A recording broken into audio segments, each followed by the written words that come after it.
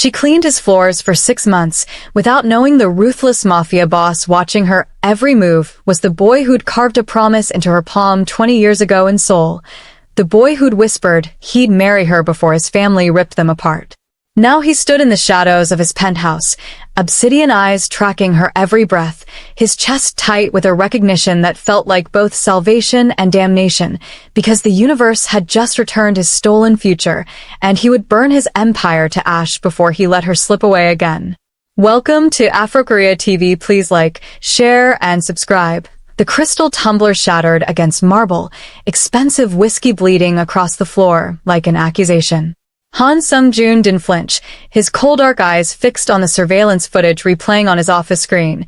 Frame after frame of the new maid the housekeeper had hired, her rich brown skin glowing under his penthouse lights, her curves moving with unconscious grace as she worked. Something clawed at his chest, primitive and possessive, a recognition his conscious mind couldn't quite grasp but his soul screamed in response to. He'd built an empire on calculated violence and cold precision, yet this woman made his hands shake. "Sir, the Lee family is waiting," his second-in-command, Min-ho, ventured carefully, noting his boss's unusual distraction. Sung-joon waved him away without breaking his stare, rewinding the footage to capture another glimpse of her profile, the curve of her jaw, the way her full lips pressed together in concentration. Somewhere in the locked chambers of his memory, a little girl's laughter echoed, dark skin and darker eyes, small fingers intertwined with his as they hid from the world. The memory felt like touching a live wire. Later that evening, he returned to the penthouse earlier than usual, his pulse doing something irregular when he heard movement in the kitchen. Deborah hummed softly, unaware of his presence, organizing his cabinets with methodical care. She wore the standard staff uniform, but on her body it became something else entirely. The fabric straining across her hips, her natural hair pulled back in a neat bun that exposed the elegant line of her neck. Sung-joon's fingers curled into fists, fighting the irrational urge to touch her, to confirm she was real. "You're new," he said in English, his accented voice cutting through the quiet. She startled, spinning around with wide eyes that struck him like physical blows. Warm brown depths that triggered another flash of memory, a child's tears, a desperate promise whispered in broken English and Korean. She bowed quickly, professionally, and the deference made something dark and hungry unfurl in his chest. "Yes, Mr. Han. I apologize for disturbing you. I'll finish quickly." Her voice carried traces of an accent he couldn't place, melodic and soft. She moved to gather her supplies, but he stepped closer, invading her space with the unconscious authority of a man accustomed to domination. She froze, her breathing quickening, and he caught the faint scent of cocoa butter and vanilla. His entire world narrowed to the pulse point at her throat. "What's your name?" He already knew from the employment file he'd read 17 times since discovering her in his home, but he needed to hear it from her lips, needed to see if she'd remember, if she'd recognize him. "Deborah, sir." No recognition flickered in her eyes, no memory of the 7-year-old boy who'd held her hand in a Seoul marketplace while their families conducted business, who'd promised with childish sincerity to marry her when they grew up, who'd carved their initials into her palm with a safety pin and his own blood. The scar would still be there. He knew it with inexplicable certainty. "Korean name?" he pressed, moving closer still, watching color rise in her cheeks. I don't have one. I was only in Korea once as a child. I don't remember much." She swallowed hard, her eyes darting to the exit, clearly uncomfortable with his proximity, but too professional to flee. That small show of courage made his lips curve into something that wasn't quite a smile. His little one had always been brave, even when they dragged her screaming from his 7-year-old arms, even when his father had beaten him bloody for associating with inappropriate company. The next day, Sung-joon found himself canceling morning meetings, working from home, manufacturing excuses to be present while she cleaned. He watched from doorways and through security feeds, studied her mannerisms, cataloged her preferences. She liked to hum jazz standards. She always cleaned in the same pattern, methodical and thorough. She startled easily, but recovered quickly. And she never, ever looked at him directly. A habit that made him irrationally angry, made him want to grip her chin and force those eyes to his, to make her see him. Min-ho. He called his second into his office, never taking his eyes off the monitor showing Deborah dusting his bookshelves, her body stretching to reach the top shelf in a way that made his jaw clench. Find out everything about the new maid. Everything. Where she's from, why she's in Seoul, who she knows, who she talks to, who looks at her. Min-ho's eyebrows rose fractionally. His boss had never shown interest in household staff before, but he nodded. Of course. Sir, about the girl, the housekeeper mentioned she's here on a work visa, staying in staff quarters near Gangnam. She's quiet. Keeps to herself. The unspoken question hung in the air. Why do you care? Sung-joon didn't answer, dismissing him with a gesture. A few days later, the reports arrived on his desk. Deborah Okonkwo, 27 years old, originally from Lagos but raised primarily in London after her father's business collapsed when she was 7. No family connections to Korea except that one brief visit as a child, accompanying her father to a business meeting. Sung-joon's hands trembled as he read, memory crashing over him like a tidal wave. Her father had partnered with his father before everything went wrong, before the deal soured and violence erupted. He remembered her crying in the hotel garden, remembered promising her in his limited English that he'd protect her, that he'd marry her when they were older, that he'd never forget her. He'd kept that promise in his own twisted way, never marrying, never allowing anyone close, some part of him always searching for the girl who'd looked at him like he was a hero instead of the monster his father was grooming him to become. And now she was here, in his home, cleaning his floors, with no memory of him or what they'd shared. The irony was cruel enough to make him laugh, a sound without humor that echoed in his empty office. That evening, he waited in the kitchen, a glass of wine poured for her. Inappropriate, unprofessional, but he was past caring about boundaries.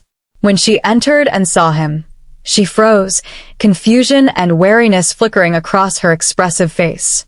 Mr. Han? I wasn't expecting. Should I come back? Sit, he commanded softly, gesturing to the chair across from him. She hesitated, clearly uncomfortable, but obeyed with the same quiet courage that had defined her as a child. He slid the wine toward her, and she stared at it like it might bite. You're afraid of me? No, sir. This is highly unusual. Her hands folded in her lap, professional mask firmly in place, but he could see the rapid flutter of her pulse, the way her thighs pressed together unconsciously. She felt it too, this electric current between them, even if she didn't understand it. Do you remember Korea? Before. When you were a child. He watched her intently, looking for any flicker of recognition, any sign that she carried the same scars he did. Her brow furrowed. Barely. My father brought me once for business. I remember a hotel garden and there was a boy. She paused, something distant entering her eyes, and Sung-joon's heart stopped. He was kind to me. We played together while the adults talked. He promised. She trailed off, shaking her head with a self-deprecating smile. Children's nonsense. I'm sure he doesn't remember. Show me your left palm. The words came out rougher than intended, almost aggressive, and her eyes widened. When she didn't move, he reached across the table and took her hand himself, turning it up to expose the faded scar still visible in the center.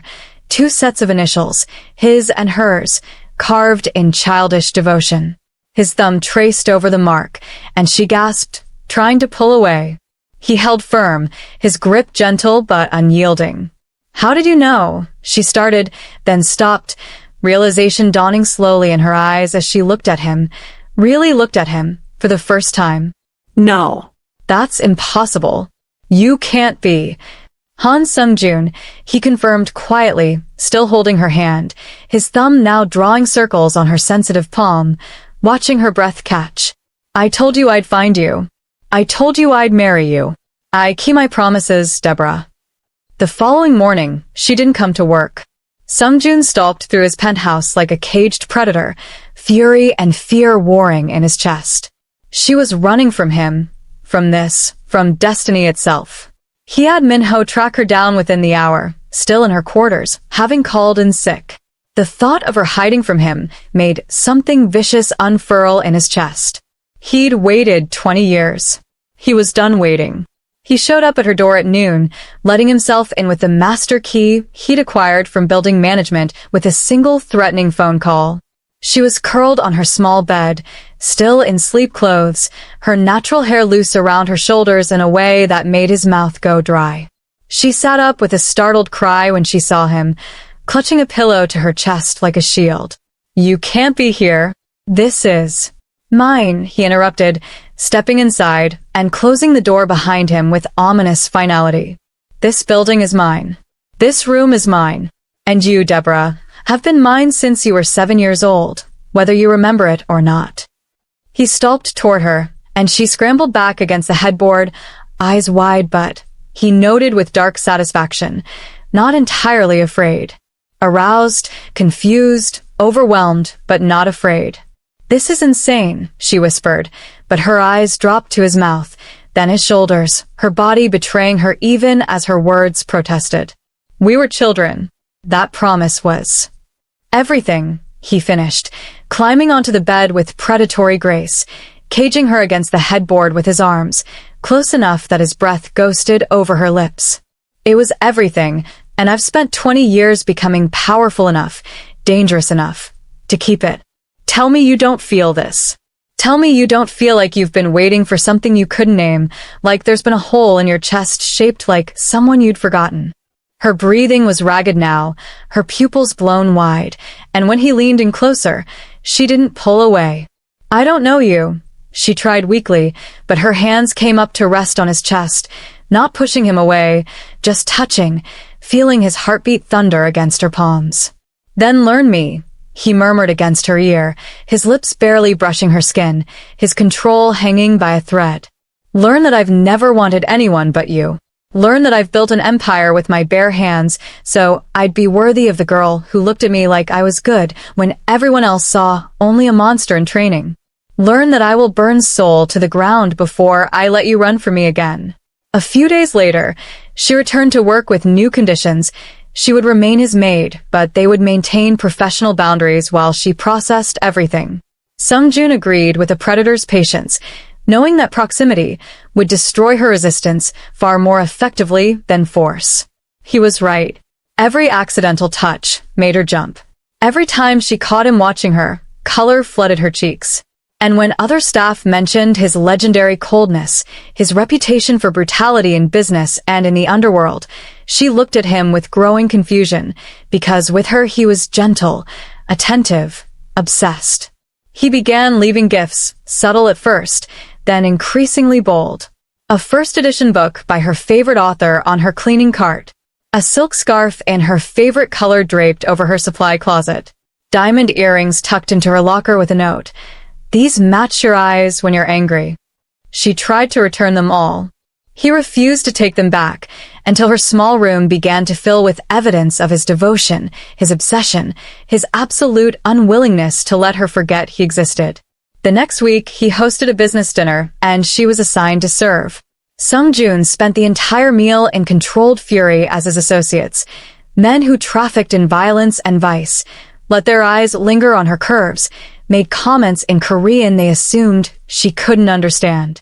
When one man, Park Jae-sung, asked in crude Korean if the African girl was available for entertainment after dinner, Sungjun's hand crushed his wine glass, blood and expensive crystal mixing on the white tablecloth.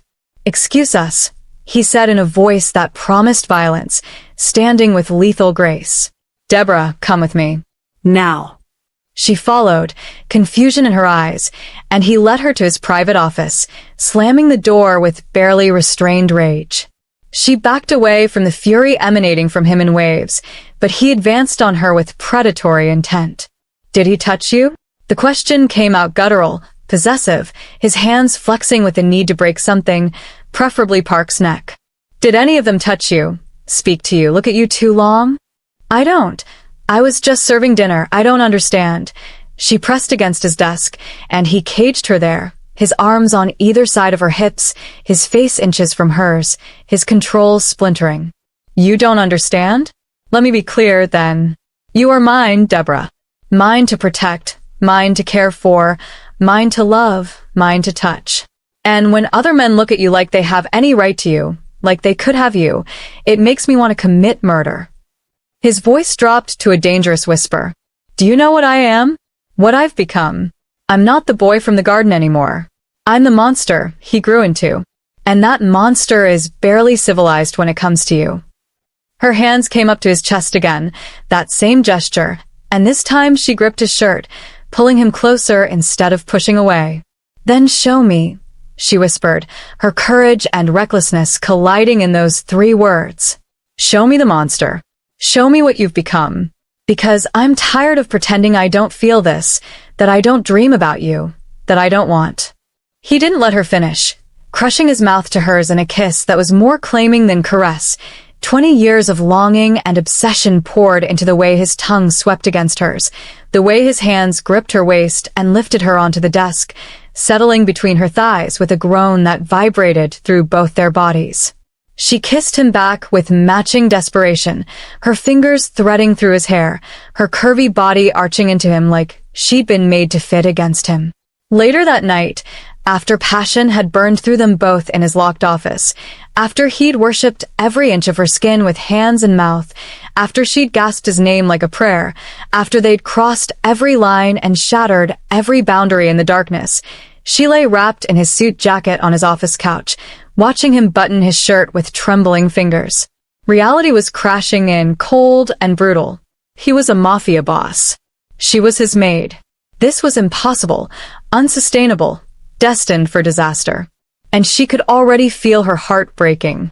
I should go, she whispered, sitting up, unable to meet his eyes. This was we shouldn't have. She stood on shaky legs, clutching his jacket around her, and moved toward the door. We can't do this. You know we can't. I work for you. You're you, and I'm everything, he interrupted harshly, stalking toward her and gripping her shoulders, forcing her to look at him. You're everything, and if you think I'm letting you walk away after tonight, after finally having you in my arms after 20 years, you're mistaken. We're not done, Deborah. We've barely started. But she was already shaking her head, tears streaming down her beautiful face. Your world will eat me alive. Those men tonight, that's your life. Violence and danger, and I can't. I won't survive it. I won't survive you. She pulled free and ran, and this time he let her go, knowing that chasing her in this moment would only push her further away. But his jaw clenched with determination as he watched her flee. She'd learn. She'd learn that running from Han Sung-joon was futile. She'd learn that he'd pursue her to the ends of the earth. She'd learn that the monster she feared was the only thing standing between her and a world that would destroy her. And she'd learn that his love was just as dangerous as his violence, consuming, absolute, and utterly inescapable. The following morning, her resignation letter appeared on his desk. He read it once, then set it on fire with his lighter, watching it burn to ash in his crystal ashtray. Minho appeared in the doorway, wisely silent. Find her, Sung-joon said quietly, and bring me anyone who helped her leave. I want to have a conversation about loyalty.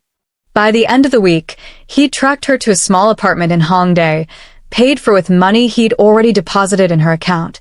The salary he'd tripled without her knowledge, because even in running away, she was his to provide for.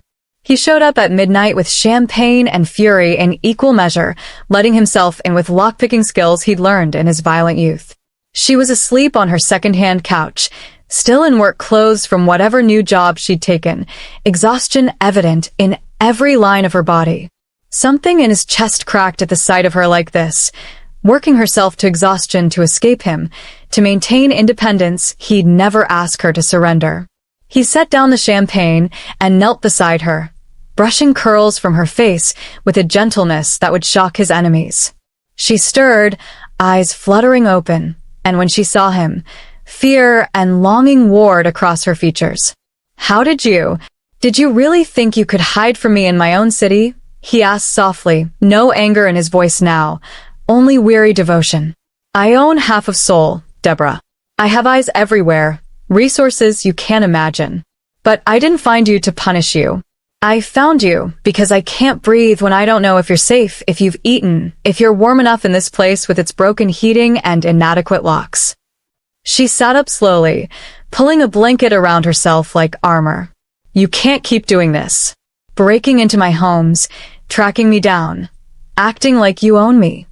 I do own you, he interrupted, but his hand was gentle as it cupped her face. Just as you own me.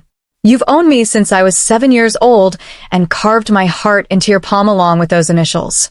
And I know you're afraid. I know my world is violent and dark.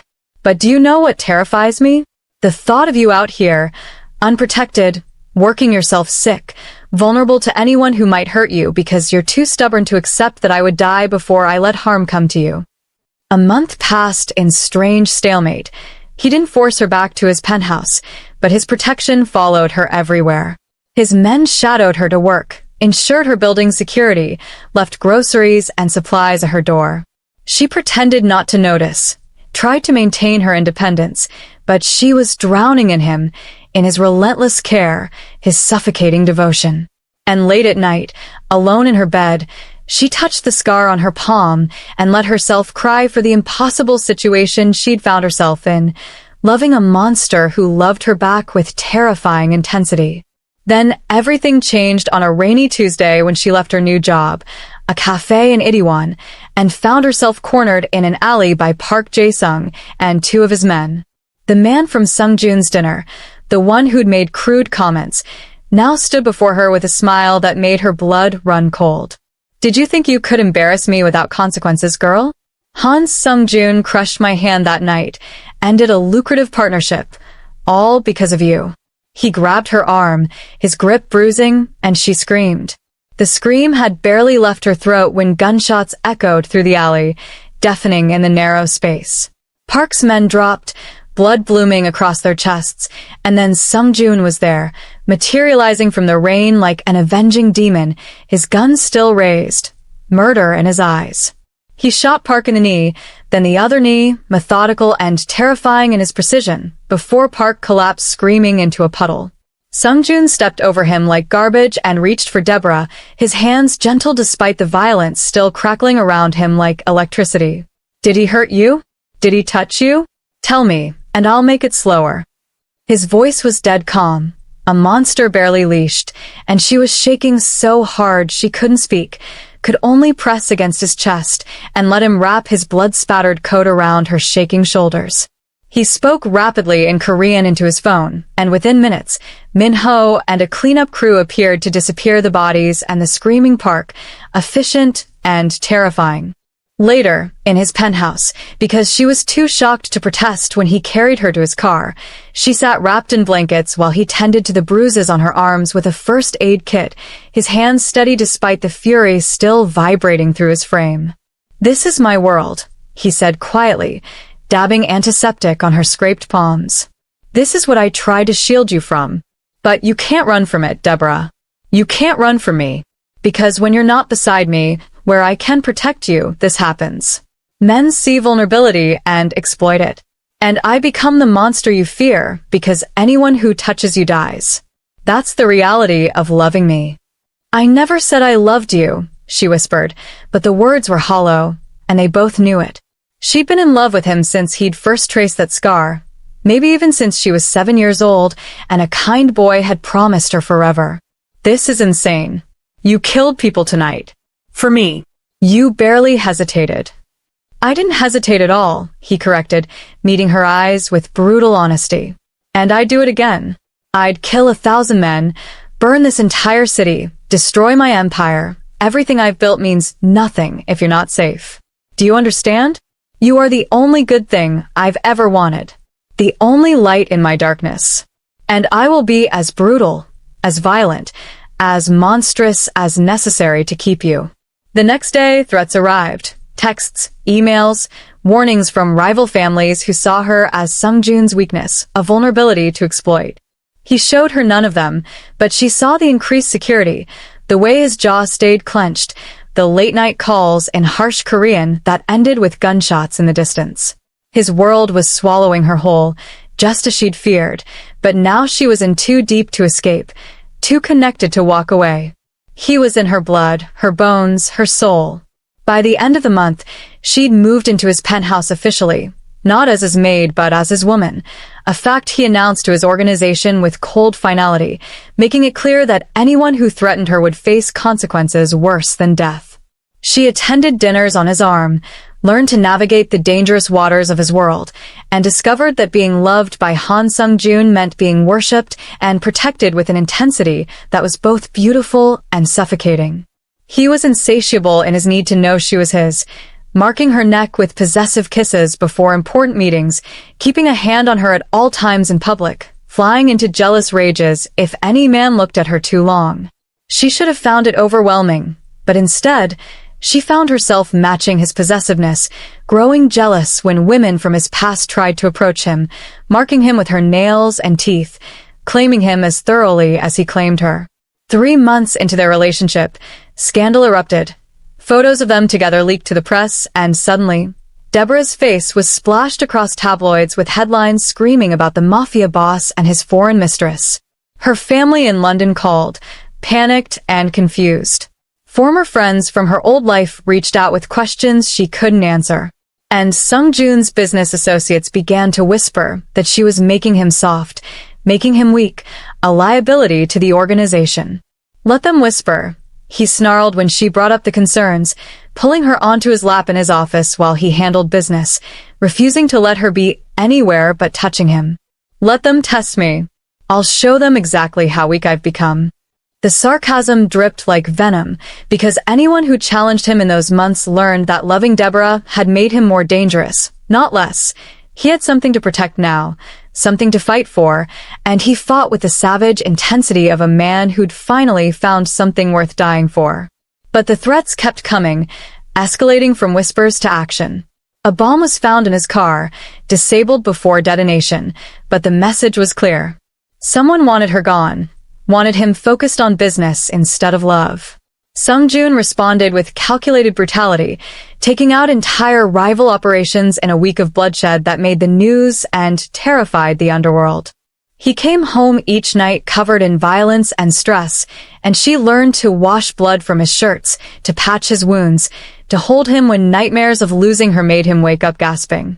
"This has to stop," she whispered one night, tracing scars on his chest, evidence of a lifetime of violence. "You're going to get yourself killed protecting me. Maybe they're right. Maybe I am making you weak, making you vulnerable." He gripped her chin hard enough to bruise, his eyes blazing with fury and fear. "You are my strength, not my weakness. You are the reason I survived this hell. And if you're suggesting what I think you're suggesting, if you're even thinking about leaving for my own good, let me be very clear. I will lock you in this penthouse, chain you to my bed, destroy every escape route before I let you make that sacrifice. Do you understand me?"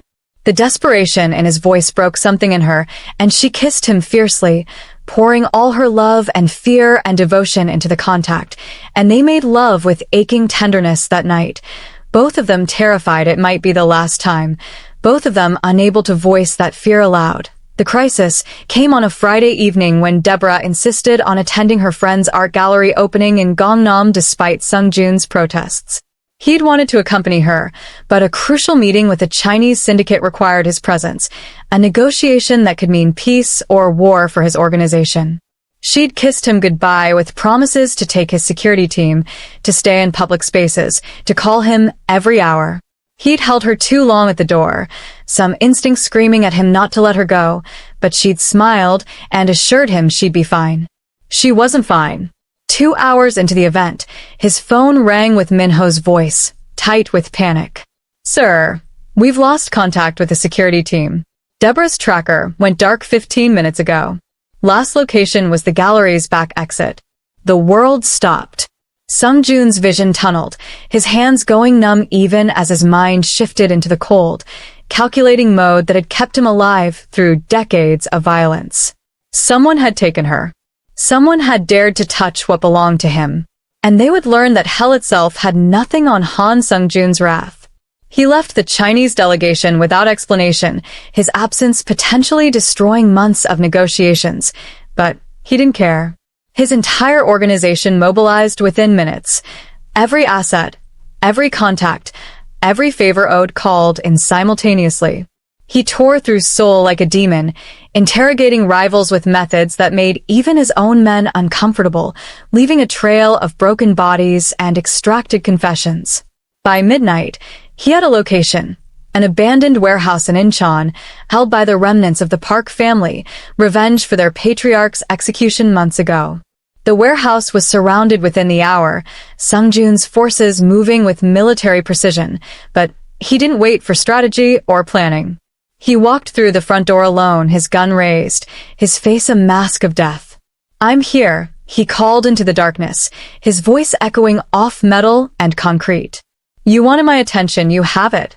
Let her go, and I'll make your deaths quick. Keep her, and I'll show you what happens when you take the only thing in this world I love." Lights flooded on, revealing Deborah tied to a chair in the center of the space, her face bruised, her dress torn, terror and relief warring in her eyes when she saw him. Around her stood 6 men, armed and desperate, led by Park's younger brother, Junwoo. The great Han Sung-jun, Junwoo sneered, pressing a gun to Deborah's temple, making her whimper. "Not so powerful now, are you? On your knees, or I paint the walls with her brains." Sung-jun's eyes met Deborah's across the distance, and he saw her shake her head slightly, saw her mouth don't, even as tears streamed down her face. She didn't want him to surrender, to put himself at risk for her. But she didn't understand. There was no choice, no hesitation, no universe where he valued his own life over hers. He dropped to his knees slowly, setting his gun aside, his hands raised in surrender. "I'm down. Now, let her go. This is between us. This is about watching you suffer." Junwoo spat, but the gun moved away from Deborah's head, pointed now at Sung-jun, which was exactly what he'd wanted. In that split second of distraction, Minho and his team burst through the rear entrance, gunfire erupting in deafening chaos. Sung-jun dove for his weapon, coming up firing with lethal precision, taking out 2 men before they could react. Junwoo grabbed Deborah, using her as a shield, the gun back to her head, and Sung-jun froze mid-step. "One more move and she dies." Junwoo screamed, backing toward a side exit, dragging Deborah with him. His remaining men provided cover fire, keeping Sung-jun's team pinned down. Sung-jun's mind raced, calculating angles and odds, and then Deborah did something incredibly brave and incredibly stupid. She threw her head back into Junwoo's nose with a sickening crunch, then dropped her full weight downward, breaking his grip. Sung-jun's shot was instant, the bullet catching Junwoo between the eyes before his body registered the motion to fire. Deborah hit the ground hard, and Sung-jun was there in seconds, gathering her into his arms, his hands shaking as they ran over her body checking for injuries, his control shattered completely. You're okay, I've got you," he chanted like a mantra, but his voice broke on the words, and she realized with shock that he was crying. Han Sung-jun, the monster of Seoul's underworld, had tears streaming down his face as he held her. "I'm okay," she whispered, her own tears mixing with his as she cupped his face, feeling the tremors running through his powerful body. "I'm okay because of you. You came for me. You always come for me." She kissed him desperately, tasting salt and fear and love, and he kissed her back like she was oxygen, like she was the only thing keeping him alive. Later, in the private hospital where his personal physician treated her injuries, bruises and scrapes, nothing serious, but Sung-jun hovered over every examination like a furious guardian angel. She watched him pace the room with barely contained violence. "This is my fault," he said finally, his voice raw. "I should have been with you. I should have insisted. I should have locked you in the penthouse where you'd be safe." "Stop," she interrupted, sitting up despite the doctor's protests, ignoring the 4 in her arm as she reached for him. "You can't protect me from everything. You can't lock me away from the world. This is the reality of your life, of our life together, and I'm choosing it. I'm choosing you, even with the danger, even with the fear. Because a life without you isn't living. It's just existing." He crossed to her in 2 strides, framing her face with his hands, his eyes searching hers with desperate intensity. I can't lose you. I won't survive it. You need to understand. You are everything. My heart, my soul, my reason for breathing.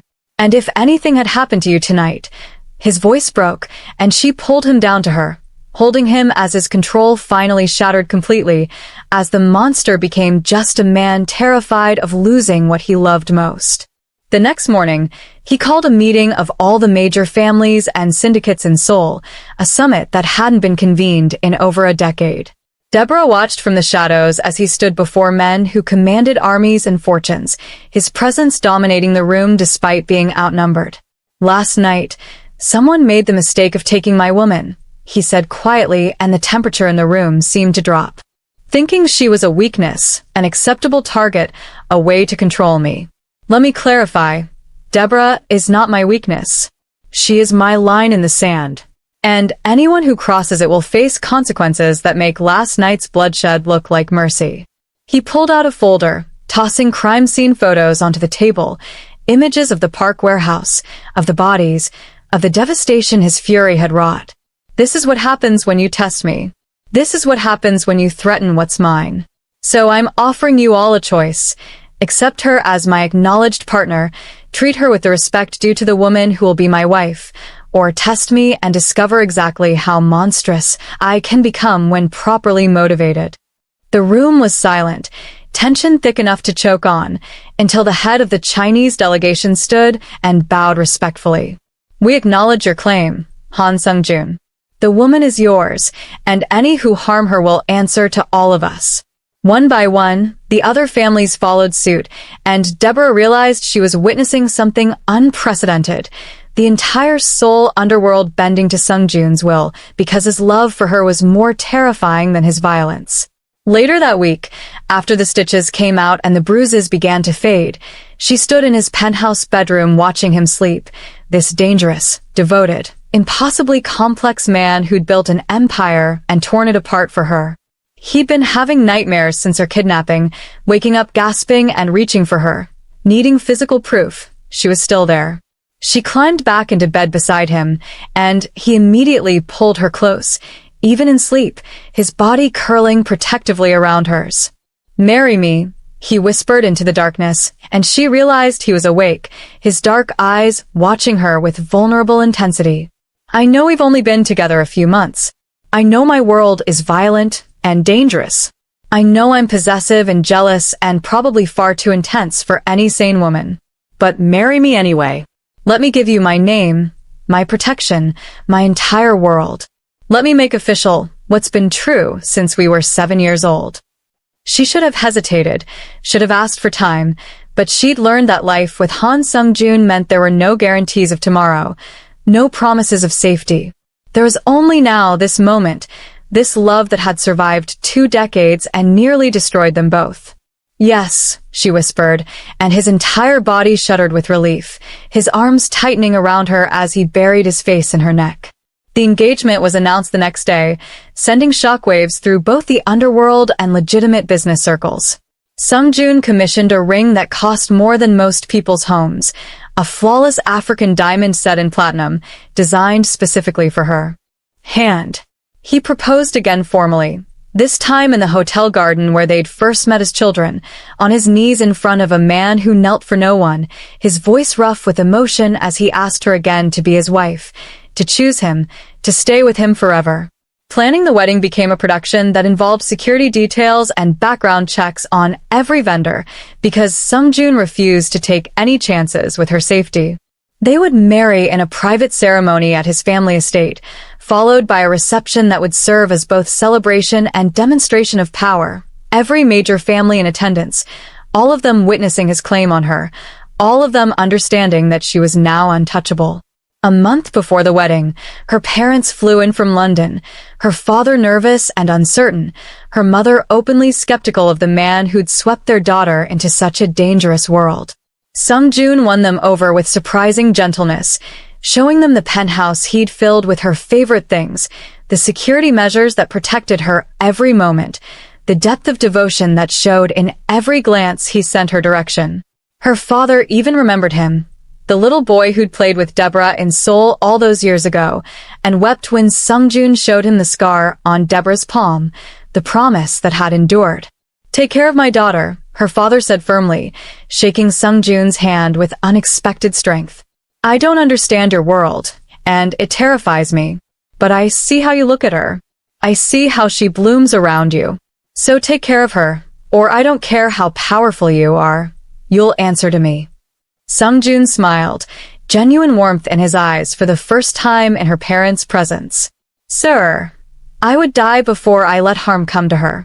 She is my heart, and I will spend every day of my life proving to you, to her, to everyone, that she made the right choice in choosing me."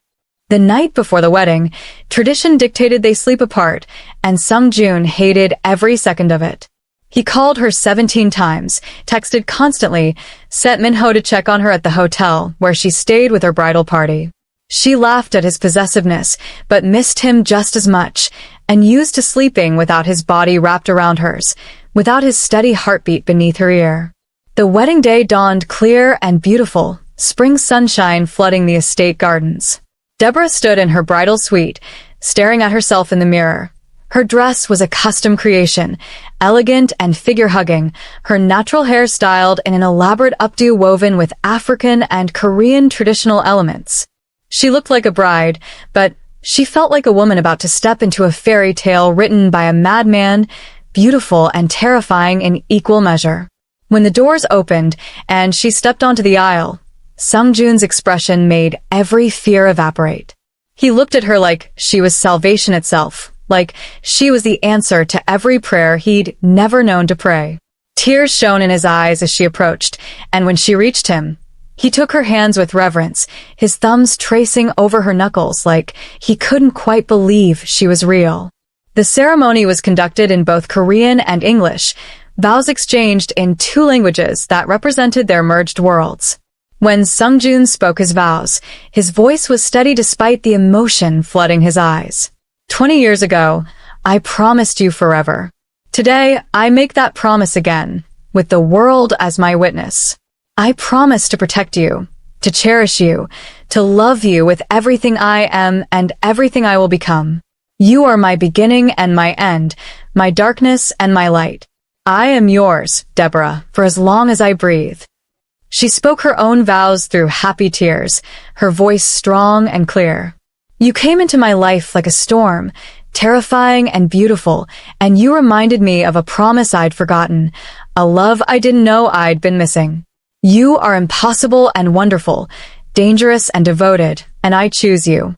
I choose this life, this love, this impossible fairy tale. I am yours, Sungjun, today and always. When he kissed her, it was tender and possessive, claiming and cherishing, and the gathered crowd erupted in applause that echoed through the gardens. They walked back down the aisle hand in hand, and she saw the faces of the most dangerous men in Asia, watching them with something like respect, something like awe, because they'd witnessed love powerful enough to transform a monster into a man. The reception was lavish and carefully orchestrated, every detail reflecting both her African heritage and his Korean traditions. They danced their first dance to a jazz standard she loved, his arms secure around her waist, his eyes never leaving her face. "You're mine now," he murmured against her ear, his voice dark with satisfaction and promise. "My wife. Legally, officially, irrevocably mine." "And you're mine," she countered, her nails digging into his shoulders possessively. "My husband. Which means you don't get to make unilateral decisions about my safety, you don't get to lock me in the penthouse when you're worried, and you definitely don't get to threaten every man who looks at me." He laughed, the sound rich and genuine, pulling her closer. "I'm not promising any of that, but I promise to try.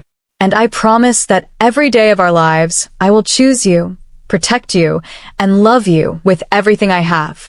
He kissed her again, deep and thorough, not caring that hundreds of eyes watched them, and she melted into him with matching passion. 3 months into their marriage, Deborah discovered she was pregnant. She stared at the positive test with shaking hands, emotions warring inside her, joy and terror, excitement, and overwhelming fear. Sungjoon's world was dangerous. Raising a child and it seemed impossible, insane. But when she told him that evening, watching his face carefully for his reaction, he dropped to his knees before her with something like worship in his eyes. "A baby," he whispered, his hands spreading across her still flat stomach with reverent wonder. "Our baby. A piece of you and me, created from this love. Deborah, you've given me everything. Yourself, your trust, your future, and now this. I don't deserve it. I don't deserve you. But I swear on my life, our child will grow up safe, protected, loved. I will build a kingdom of safety around you both." She threaded her fingers through his hair, her own tears falling freely now. "You'll be a wonderful father. Protective and devoted and probably far too intense, but wonderful. Our child will be so loved, so cherished. And maybe this baby is the future that Promise was always meant to create. Not just us finding each other again, but creating something new, something beautiful from all that pain and separation." The pregnancy was complicated by his overprotectiveness. He wanted her to stop all activities, to stay home wrapped in cotton, to let him control every aspect of her health and safety. They fought about it regularly, her independence clashing with his fear of losing her, until they found compromise. She would be careful but not caged, protected but not imprisoned. He hired the best obstetrician in Seoul, installed a private medical suite in the penthouse, and checked on her constantly with a devotion that was both endearing and exhausting. By the 6th month, her belly was round and prominent, and Sungjoon was obsessed with it, talking to their daughter. The ultrasound had revealed a girl, and he'd cried openly at the news, feeling her kick, falling asleep with his hand protective over the swell. "She's going to be beautiful like you," he murmured one night, his lips pressed to Deborah's stomach. "Brilliant and brave and stubborn. And I'm going to be completely helpless against her. She'll ask for the moon, and I'll find a way to give it to her. She'll have you wrapped around her tiny finger." Deborah agreed with a smile, running her fingers through his hair. "Just like I do." The great Han Sungjoon, brought to his knees by the women he loves. "Your enemies would never believe it." "Let them doubt," he said, moving up to kiss her deeply, his hand still protective over their child. "Let them think I'm soft, weak, distracted by love. They'll learn their mistake when they test me. Because everything I've built, every bit of power I've accumulated, it's all for this, for you, for her, for our family. And I will destroy anyone who threatens it." The threat came when she was 8 months pregnant, a final desperate play by a rival family trying to destabilize Sungjoon's control. They sent a message threatening the baby, medical records stolen, and leaked to pressure him into surrendering territory. His response was swift and absolute. Within 48 hours, the entire rival organization was dismantled, its leaders disappeared, its assets seized. He showed no mercy, no hesitation. And when he returned home covered in the evidence of violence, Deborah should have been horrified.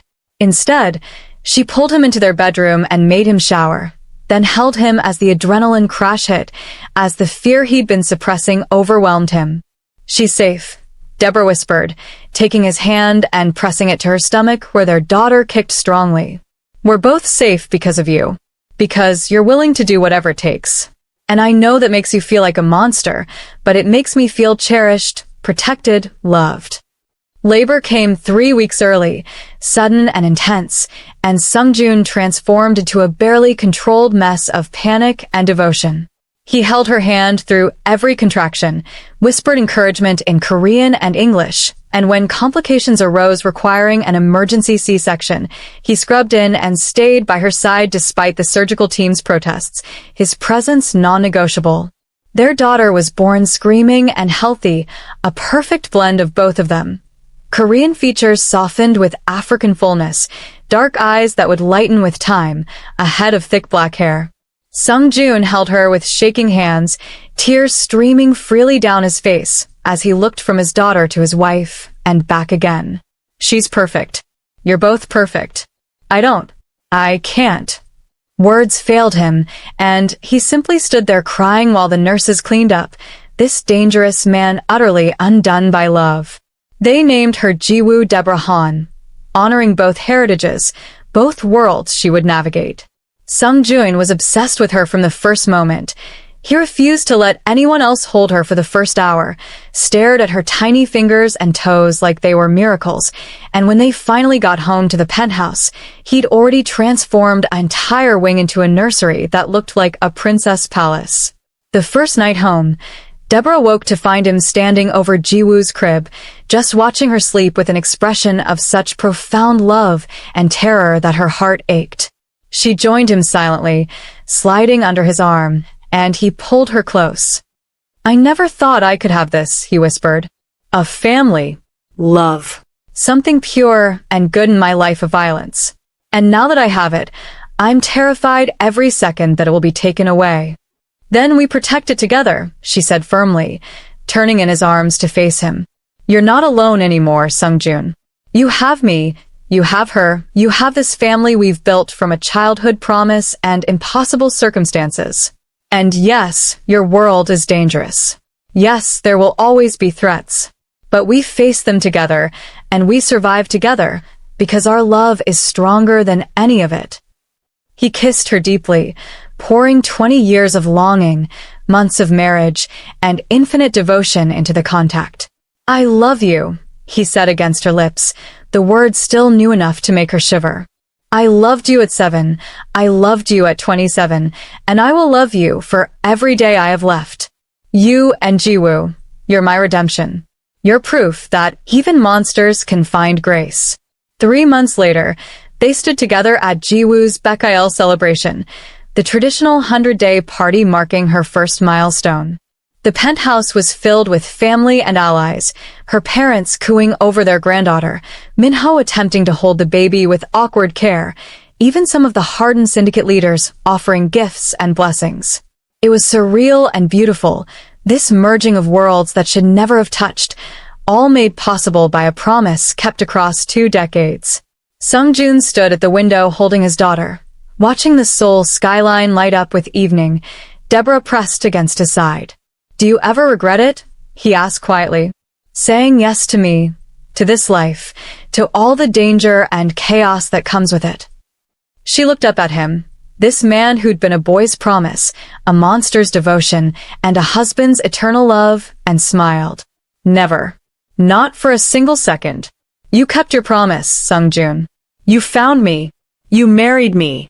You gave me a family and a love I didn't know existed. And if I could go back to that hotel garden 20 years ago, I'd make the same promise all over again."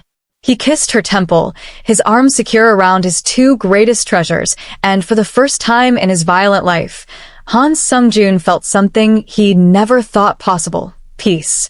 Not the peace of an ended war, but the peace of a battle won, a promise kept, a love that had conquered time, trauma, and every obstacle the world had thrown at them.